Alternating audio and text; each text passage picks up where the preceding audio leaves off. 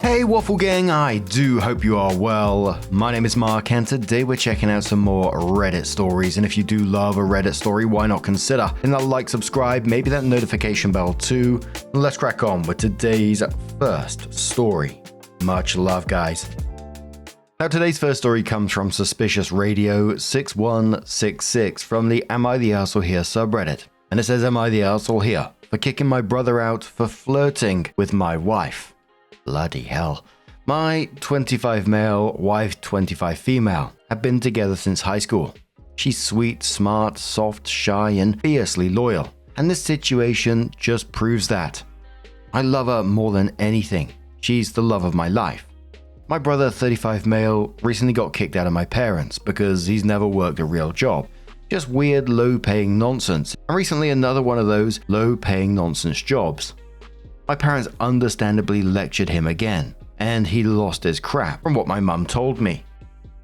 He was gonna be homeless, so my parents begged me to let him live with me for a while. I decided to help. My wife also deciding that maybe we could help him. The conditions were that he'd clean his room, look for a job, and not be a lazy bum. My wife and I both work from home, so we'd be with him the entire day. 6 days ago, my wife came to me and told me he was flirting with her. Not like just saying she's pretty, but more like telling her he'd give her a better life and telling her to sleep with him. She insulted him quite badly by calling him a useless old man that's nearly 40 and doesn't even own a car or have a life or even a girlfriend. To that, he responded by being rude to me in my own house, telling me what to do because he's older, and my wife telling me made me see why he was acting like a child. I told him to get out of my house. We ended up fighting, swearing, and screaming for about 10 minutes. When my wife called my parents, who came and picked him up, my wife was crying while my parents shouted at both of us, and shouted at me for what I really don't know. He started the shouting, not me. After they left, I was just so angry and cried to my wife, and we both cried for a good 10 or 15 minutes and watched the movie afterwards. I chose the perfect date. Yeah, I'm corny, say what you want. My brother is back with our parents who are now pissed at me. I don't feel like the arsehole, but at the same time, I kinda do. Thank you for reading. I look forward to seeing your opinions. Now, we all know why the parents are angry, because now he's back at their house, right? They begged OP to take him initially, and now he's back at the mum and dad's house. But this nearly 40-year-old dude, within days of living with them, is telling the brother's wife he'd give her a better life, which doesn't make no sense to begin with. That in a house he doesn't pay for. But the wife didn't stay quiet either and told him exactly what she thought of him, which, fair enough. OP kicks him out, then there's a screaming match and the parents are showing up and somehow shout at both them, which again, is wild in itself. The brother just propositioned your son's wife and somehow you're blaming them. So the parents and the brother are, of course, arseholes. All of them arseholes in this situation. I kind of picture the situation like him going up to the wife and saying, let me try my sound effects here. Hey, baby. Oh, shit, that's the wrong way. Hey, baby. About me and you. Run away. I'll give you a better life. But first, we have to go back to my mom's house to live for a bit. Jesus Christ, I sound like the bad guy from The Mask. Maybe no more sound effects. Anyway, let's check out some of the comments. Pomney says, not the arsehole, but your parents sure are as well. The way your brother behaved, it's no wonder where his immaturity came from since they enabled it. You gave him a chance, and he blew it. The way he said he was going to give your wife a better life was very corny. Like, what has he done to make his own life better in terms of financial stability?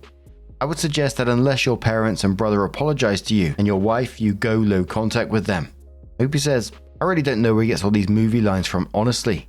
My parents aren't talking to me. As the other commenter pointed out, my parents enable him. Rocket says, tell your wife that you're sorry for bringing that arsehole into your house. Opie says, yeah, I have, and she said it wasn't my fault, but I feel some responsibility for it. Cool says, not the arsehole, your brother is a loser. Opie says, I never took him for the kind of person to do that. He's the slowest guy I know when it comes to women. Wheel says, not the arsehole, your marriage should come before anything else. He bit the hand that was feeding him. I have a brother I haven't spoken to in over 34 years, and it hasn't been long enough.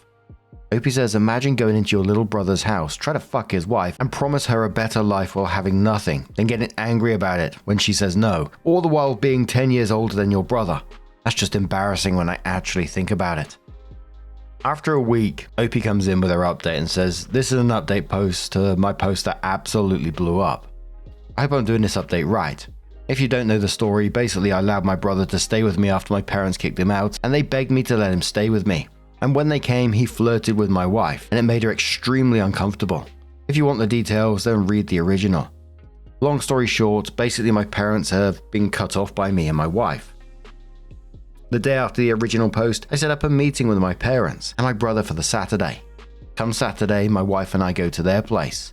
The greeting was awkward, but my wife said cut the bullshit. And then we spoke about why I kicked him out, and my parents shocked me by saying he had told them about the flirting already and everything he had done. Then they said it's my wife or them, and that my brother is more important than a girl. I then realized how they are just as responsible as he is for how he turned out. You people on Reddit were right. My parents are the arsehole alone with my brother, and I deserve better. Thank you guys so much for all the advice. It truly helped so much. My wife and I both read the comments and it gave insight. Now I want to ask, how do I get over cutting off my parents? It's almost like part of me is dead, and I just realized how much control they had over me, even without me really knowing. I don't know if I was abused or neglected. They done everything parents are supposed to do. I'm just really damn confused." Interesting at the end of this one that OP's reflecting on their life before that and how much control the parents had over OP, and maybe it was even tipping into abuse. Maybe OP should have a look into therapy to maybe unpack that. But again, it's the thought process behind this tapping my head when I'm doing that. Just thinking as the parents, they come around for this talk and basically turning around to OP and saying, well, the brother's more important than a girl. So what are you going to do about it? And then give him an ultimatum to pick his wife or the family. Weird assholes, man. But a commenter said to OP, "Good luck, OP. It'll be confusing to feel weightless like that for a while. And then you'll start appreciating your freedom and get to choose who deserves to be called family. Rooting for you too." OP says thank you. The one good thing is my in-laws are just great people, and my wife is an angel. So yeah, have a good support system at least. August says, "They made your choice pretty easy, OP. Go no contact with all of them and live a happy life without all their BS. They can enable your useless brother till the end of their days." OP says, honestly, at this point, he'll probably never get anywhere, so they can continue enabling him. Serious Bat says, "Not the arsehole. I'm glad you're no contact with them all. We can tell your brother is the golden child." OP then says, "I really don't even know why he is a golden child. Maybe because he's the firstborn, I guess. He was never really better than me in anything really. We had no sibling rivalry, as he's 10 years older than me." Mysterious Tune says, "OP, you and your wife need to be prepared on what to do once you have children. Because if they find out that they are now grandparents, they will very likely demand to see their grandchildren." OP says, "My wife and I have been thinking about this, but honestly, if they treated me so badly, I definitely don't want my own kids near them, and neither would my wife." New Arborist says, "Not the arsehole. In a contest between parents and your wife, the wife should always be the winner." OP says, "I seriously don't know what my parents thought with it's us or her. Like, obviously, I'm going to pick my wife." Yeah. Can you imagine trying to say that with a straight face to some... Holy shit. What do you guys make of this situation? Let us know your thoughts down in the comments below. Let's move on to another story. Now, our next story comes from a throwaway account, and it says, "My 23 female, boyfriend 24 male, keeps accidentally calling me his best friend's name during sex. Oh, dearie me. My boyfriend, let's call him Will, has been best friends with Caleb for about 10 to 11 years. Me and Will have been dating for about 6 months now, and things have been going really well. This has only just started to become a problem. I honestly know this sounds like a joke, and I've been scared to tell my friends because they either laugh at me or tell the story to other people, which would be really embarrassing. So he always would accidentally call me Caleb sometimes during conversation, which I didn't mind at all. I get names mixed up all the time. But around last month, in early March, he called me Caleb as I was giving him head. I'd have laughed it off, but he said it so loudly and passionately that honestly, I was so shocked that I just ignored it. Obviously, I regret this now because eventually so much time passed that I couldn't bring it up and just kind of forgot about it. In my head, I thought it was sort of funny because the way he said it was honestly funny as hell from an outside perspective. But as his girlfriend, it's kind of worrying. Him and Caleb are very close. They lived together for almost 2 years and they know everything about each other. But I really, really doubt that they've ever been together or had feelings for each other. Will has mentioned Caleb having an ex-girlfriend, so I'm pretty sure he's straight. And Will is definitely straight. When I ran the situation through my head, I decided to give him the benefit of the doubt. It's normal to get names mixed up sometimes, especially when you see that person every single day. I should also add that I really like Caleb and would consider him my friend. Then it happened again. This time it was actually during sex. My name sounds nothing like Caleb and he straight up moaned, "Caleb!" This time I stopped and started laughing awkwardly, thinking that Will would be laughing that it said Caleb by accident. He just looked blank and kinda confused for a second, and then I saw that I was nervously laughing and did this awkward fake laugh for a few seconds before kissing me again. I said, "That's the second time you've done that." And he laughed and said, "I'm just a R-slur, sorry." Obviously, I was uncomfortable, but again, I thought it was just him being clumsy. Finally, it happened a last time last night. He moaned Caleb as we were having sex. I stopped him and sort of snapped and said, "Okay, what the fuck, dude?" And he started crying and said he gets names mixed up because he had a kidney stone last year, and it was really stressful for him, and Caleb was the person who helped him through it. What the fuck? This is total BS, right? I mean, I don't know much about kidney stones, but I'm pretty sure that's not how it works. Now, I'm worried more about his weird lies and excuse for doing it rather than him actually doing it. Should I be worried? Do I need to talk to him about this, or should I just end things? A commenter who was dealing with kidney stones themselves says, "Dealing with kidney stones right now definitely doesn't make me scream, 'Mike,' when I'm having sex. If anything, it makes me scream, 'Motherfucker,' in the bathroom. Do with that what you will." Berrywing says, "I have to say the kidney stones bid is the most far-fetched creative BS excuse I've read about in a long time. There's reaching and then there's ripping your arm off and claiming you're stretching." Lizzie says, quoting, "And Will is definitely straight," and then says, "Please don't be that naive. Guys don't call you by a man's name in bed multiple times when they're 100% straight." Alton says, "No, you don't understand. It's a kidney stone bros thing." Another commenter says, "Can confirm. Was 100% straight. Got a kidney stone last year, and now I'm dating a nice young man." Milk says, "I don't want to be that person, but are you sure he isn't in love with him or holds some romantic feelings for him? You need to sit down and have a serious discussion with him on this. I get it may happen the first time, but it happened again. Yikes." And one more says, quoting, "Will has mentioned Caleb having an ex-girlfriend, so I'm pretty sure he's straight, and Will is definitely straight." Then says, "Bisexuality exists." So OP does come in with an update and says this got a lot of attention, and everyone's responses were very helpful. They made me realize how serious the whole thing is, and how I was fooling myself into thinking that Will didn't have some sort of feelings for Caleb. They live about a block away from me, so I really thought through everything I wanted to say and headed over there. Caleb answered the door and let me know that Will was picking up concert tickets and that he'd be back soon, and he let me in. I'll admit I was acting strange around Caleb, because even though it isn't his fault, I still felt a bit jealous and sad. He picked up on this and asked what was wrong, and I basically broke down and asked if he and Will ever slept together. He looked really shocked and asked why, and I ended up telling him the whole thing. He looked incredibly confused the whole time, and then when I told him about the kidney stone thing, he burst into laughter, but like manic laughter. He was shaking so much, it was like he was vibrating. Then he started crying and I got really worried and asked what was going on. He wouldn't answer me at first, but after I insisted, he told me what's going on and he apologized to me. He told me that he and Will had drunkenly slept together a handful of times over the last 2 years, and Will had wanted something more, but he didn't want a relationship with him.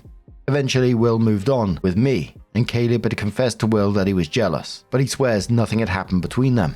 He prefaced the confession with, "I'm not gay or anything, but like, given the amount of people telling me that they thought they liked each other, I was prepared for this. The whole situation is a mess, and I think both of them need to figure things out with themselves as well as each other." I decided to leave Will a letter explaining this and left. I'm pretty upset, but luckily Will and I had only been together for less than 6 months, so I'm glad to have got out when I did. I hope I don't bump into them at Walmart. I'm guessing it's some kind of small town, because that ending is absolutely wild to me. That I hope I don't bump into them at Walmart is just like, oh dear, that sent me. But what do you guys make of this situation? Let us know your thoughts down in the comments below, and let's move on to another story. Now, our next story comes from GURLT, and it says, my 26 female husband, 30 male of 6 years, wants to be the father of another woman's child. So, my husband unleashes this on me 3 days ago, and I'm still reeling. We're talking over dinner, and he mentions that a long-term friend of his wants to have a baby. I don't know this woman personally, but he's talked about her before. Apparently, she asked him to be the sperm donor, and he said he was very flattered and he wanted to do it. At first, I was really surprised, but not necessarily upset, even though I didn't find the idea palatable. I didn't want to jump to the wrong conclusion, so I told him to explain a little more about what this meant. He tells me she wanted a kid for a while and she decided not to wait for a relationship anymore. I asked him if it would be difficult for him to know that somewhere out there he had a child that he couldn't see or whose life he couldn't be a part of, and if it would affect him emotionally. Then he whips out some really upsetting news. This woman wants him to actually be the father figure. She wants him to be a part of the kid's life, like the actual dad. I do not like this for one major reason. He's been intimate with this woman before. They dated in their early 20s, but he refers to her as a friend. And before now, I never minded their friendship. I assumed they didn't think of each other that way anymore. They still might not, to be fair, but isn't it very fucking intimate to share the active parenting of a child? I just don't know if they'd keep it platonic, considering their history and this very bond-building event they want to plan. He said I'm overreacting and that I'm not showing trust in him. I'm being insecure and it's insulting because he's always been loyal to me before, and I have no reason not to trust him, which is true, but it's just so uncomfortable for me to consider. There's another issue too. He and I have talked about children, and I let him know fairly early in our relationship, right when we started getting serious, that I have some fertility issues that may make it difficult to have kids in the future. I let him know that I've never gotten a specialist's opinion, and that nothing was certain, but I've been told it may be a concern in the future. It wasn't something in the forefront of my mind.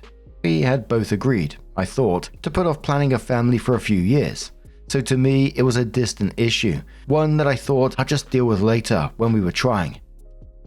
He goes on to tell me he and this woman have been discussing this for a few days and he's going to do it because I might not be able to have kids anyways. And if it turns out I can't, he wants to seize this opportunity because he might not get another one like this later.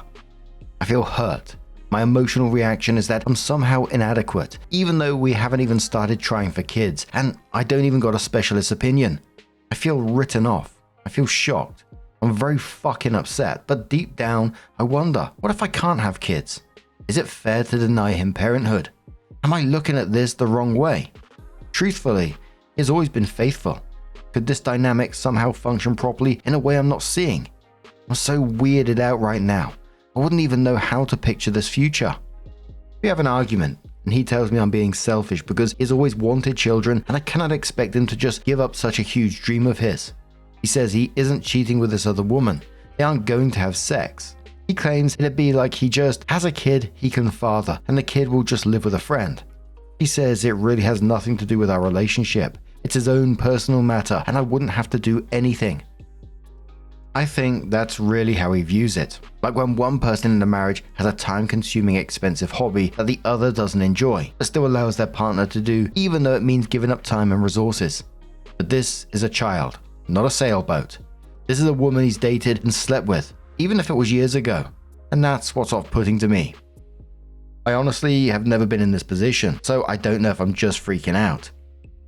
I don't know if people commonly do things like this or how these things turn out or how I'm supposed to approach this. A child would be a huge part of his life that I apparently will have no part in. Can someone reality check this please? How do I even proceed with this? When Opie said I honestly have never been in this position, I was thinking bloody hell. I don't think many people have been in that kind of position before because that is wild. My first thought, because you was talking about, their past and they slept together, that they are still sleeping together. She's got pregnant and now he's coming up with this, which would already be bad enough in itself. But I was absolutely disgusted at his comments and the way that he's treated her. Opie opening up about her fertility issues and then he's using them against her. Stuff she shared with him very early on in the relationship. He took it, turned it around and said, you might not be able to give me kids, so I'm going to go ahead with someone else. That's a scumbag, man. And then talking about it like as a hobby. Just bloody, a child with his ex actively co-parenting. The reality check is be done with this shit. There's more to this, I guarantee, and you simply deserve way, way better. Cardinal says, nope, nope, nope. Not selfish, perfectly reasonable. What a can of worms this is going to open up. Edit, oh my god, are you sure they're not sleeping together and she's already pregnant? Another commenter says, oh hell fucking no. It's not a hobby, it's a child, a living, breathing human who has needs, like a father. He can't treat the child like a puppy or a hobby, it'd be his kid. All your objections are absolutely correct. They will have a relationship that you don't share in. There will be a degree of intimacy between them. He'll be financially bound to her. Hello, child support. This will absolutely involve you. Every single thing you two do will be tinged with this child. Every vacation, every holiday, hell, every weekend. Basically, he wants a little family unit with her and not you for some reason. For me, just the fact that he entertained this notion would be grounds for we're going to therapy now. And if you ever so much as speak to this woman again, we're breaking up. If he argues or worse, actually has sex with her or donates sperm, I'll be flinging divorce papers in his face an hour later. Edit, after seeing a user's edit, I can't believe how obvious it is. I'd lay money that he's knocked her up already. OP comes in with an update and says, well, everyone was right. He was cheating. Surprise, surprise. I called the girl behind his back and found out everything. She wasn't nice about it. It wasn't a fun conversation. Nothing else I can say except I'm out of there and divorce is happening. We dated 3 years, married 3 years, and I'm a stupid idiot and I can't believe I didn't see it before. Makes me cringe to look at my post. How naive could you be? TLDR, he was cheating. Edit, and I guess my post was deleted somehow. Here you go in case you're late to the freak show. The commenter says to OP, don't beat yourself up, OP. When you love someone, you're inclined to see the best in them. That's why it's hard for virtually anyone inside a relationship to believe their partner could be cheating on them. Our mind wants to believe that our partners are fundamentally good people, so we tend to find ways to excuse behavior that seems suspect to an outsider. It's why it's always a good idea to talk to others when you have a gut feeling something is wrong. In any event, I'm sorry for your loss. Hopefully you're working to move past this and will eventually open yourself up to loving and trusting someone again. Beef says, so is she pregnant? OP says no, but apparently it wasn't for lack of trying. She was pretty up in my face about it. It was probably the worst conversation in my life. I can honestly say I've never seen red until she started laughing at me. Whatever, they can have each other. Fuck them. And I'm glad that commenter did come in and said, don't beat yourself up, OP, because it's absolutely true, isn't it? When you're in a relationship, you don't look at them and think, cheater. You look for the best and hope that they got your best interest in mind. I mean, clearly in the first part of the story, he didn't right from the start, but it's kind of the fog we talk about in a lot of stories, right? But what do you guys make of this situation? How did you expect that outcome? Did you see it coming? Let us know your thoughts down in the comments below. Let's move on to another story. Now our next story comes from the Am I the Arsehole subreddit. No update is yet from Gone Wandering 2 and says, am I the arsehole for leaving my friend at the brewery when he brought up something that haunts me? A few years ago, while on a hike with my wife, she slipped and fell. I was not able to get her up. For those of you who are familiar, this took place on the 14er group out of Chicago Basin. I looked it up and apparently a 14er is any mountain range with an elevation above 14,000 feet. That sounds bloody high. So it was stressful. Thankfully, another man was able to get her out, but it was hours later and she had been perched on a cliff under the drop site. She has never been upset with me for not being able to help her by myself. We are both avid, experienced hikers, but I'm not a strong guy and she is a sturdy gal. The fear on her face says she fell is imprinted in my mind and something that will always haunt me. For that split second, I thought I would lose her forever. Not being able to help her haunts me. She and I were together at a brewery with some friends. One of them was talking about a trip he planned up Como to Blanca/Little Bear Traverse. We did that one a while back and I had some advice for him. For absolutely no reason, he looked at me and said, okay bro, I'm not taking advice from a man who left his wife to rot on sunlight. My wife immediately corrected him, but I was stunned. He thought it was hilarious and had a huge grin on his face. I didn't know what to say, so I just got up to get another drink but ended up going outside. My wife came to find me and asked if I was okay. I was honestly very upset and said I'd like to go. She drove us home. The issue? Our friend was expecting us to drive him home, and I didn't say anything or tell him I was going. I just left. He texted me, "Where the fuck did you go, bro?" And, "Bro, why are you ignoring me?" and all that. He had to take an Uber home, which was expensive. I asked him why he'd bring up that accident when he knows how I feel about it. He responded with a bunch of images of emojis pointing and laughing. He said that my hypersensitivity cost him money. He is out of work, so that is true, and that I need to nut up and learn to laugh at myself. This is not typical behavior for him. I don't really hang out with guys who do all the bro stuff. He has historically been a nice guy. I also would not normally just abandon someone I'd promised a ride. Am I the arsehole for leaving him without a ride? It sounded like he was in a safe place. He was being an arsehole. He's not a friend. So no, you're not the arsehole in this situation. And even after he said that fucked up shit to begin with, which he absolutely shouldn't have said, when you asked him why he would bring up that accident, because he knows how you feel about it, instead of saying, "You're right, man, I fucked up. I'm really, really sorry. Can I get you a drink and make up for it?" or something along those lines. He sends you a bunch of images pointing and laughing at you. What a dickhead. The first commenter says to OP, "Hey, a good tip for anyone reading this. If you want someone to do you a favor, don't be intentionally cruel to them. Not the arsehole. I would not feel bad for him experiencing a consequence for his actions, and I would need a real apology before even considering meeting him again. Favors would be off the table indefinitely regardless." Commenter says, "That's not your friend, not your bro, not your buddy, not your pal, not your guy. That was a low blow and he cost himself money with that comment. Not the arsehole. Drop that person from your life." Mathman says, "Not the arsehole and your wife loves you. The latter part matters more than some not nice ex-friend of yours. You didn't have to say you were upset. Your wife knew it and she came out to talk to you. She asked you what you needed and she left with you immediately. It sounds like she didn't even bother asking how the other guy will get home because it didn't matter. Expect nothing from this person who made this comment. Don't expect them to change. Don't expect them to apologize. If you do, then you're only setting yourself up for disappointment. Do not carry this." Another commenter says, "I'm glad you weren't a doormat and left him there. He deserved it. That was a horribly cruel and not factual thing to say. Clearly he is going through something, but that has no reason to say something so messed up. Hypersensitive, that's what jerks say to justify their cruelty, but are notoriously bad at being on the receiving end of the joke." And one more commenter who says, "I love some of my friends with all of my heart. We poke fun and insult each other relentlessly. We sometimes go too far and someone gets offended and then there are apologies and beers bought. This crossed a line that would earn a right hook from 90% of my friend group. I think he got off lightly with being left to make his own way home. To then continue and not apologize once he realized how offended you are is crossing lines that would make me reevaluate that friendship." And that's what always gets me about these. I know the initial fuck up is a big fuck up and worthy of dropping the friend instantly anyway, but the doubling down afterwards that this is meant to be your friend and you've just upset them, and instead of just apologizing, seeing their point and just being really apologetic, you double down. It's just it blows my mind. Honestly, it really does.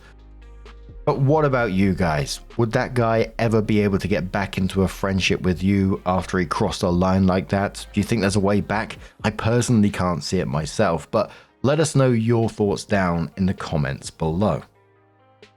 Now, just a huge thank you for being here today, getting involved in the stories, your love, your support, your time. It always means the absolute world to me. So thank you so much. And hopefully I'm going to see you in the next one. Take care and much love.